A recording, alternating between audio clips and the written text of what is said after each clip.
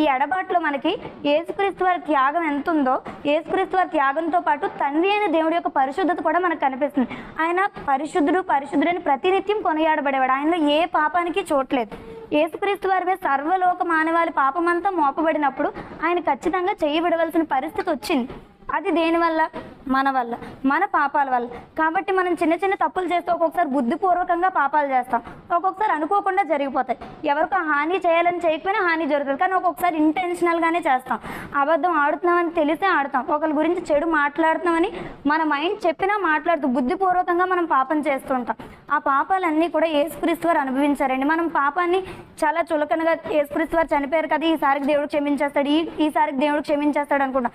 పాపం కూడా బలమైందండి. పాపం బలమైంది కాబట్టి మనల్ని నేలుతుంది, మరణాన్ని లోకం అంతటికి తీసుకొచ్చింది. పాపం ఎంత బలమైందంటే సర్వలోక న్యాయాధిపతి అయిన దేవుడు, లోకులందరికీ న్యాయం తీర్చే దేవుణ్ణి ఒక్క రాత్రి గడువులో 6 తీర్పులకు తిప్పింది మన పాపం. పాపం ఎంత నీచమైనదంటే ఆయన అతి సుందరుడు, 10,000 అతి సుందరుడు, ధవల వర్ణుడు అని ఉంటుంది. విలాప వాక్యాల్లో చదివితే యేసుక్రీస్తు వారి యొక్క పోస్చర్ని వర్ణిస్తాడు ఆ గ్రంథకర్త. థియాలజన్స్ కూడా ఏమంటారంటే ఆయన మంచి శరీర దారుఢ్యం కలిగిన వాడు, 6 ఫీట్ పైనే ఉంటారు. సో అంత అతి సుందరుడు ఏమయ్యారు? స్వరూపమైనను సొగసైనను లేనివాడిగా తయారయ్యాడు. ఎలా, ఎందుకు అయింది అంటే మన పాపం వల్ల అయింది. ఎప్పుడో మనం పుట్టక ముందు, జగత్ పునాది వేయబడక ముందు, నిత్యత్వంలో తండ్రికి కుమారునికి ఎంతో పటిష్టంగా ఉండే బంధంలో మన పాపం వల్ల అంతరాయం కలిగింది. మనం ఎప్పుడు పాపాన్ని తక్కువ అంచనా వేయకూడదండి.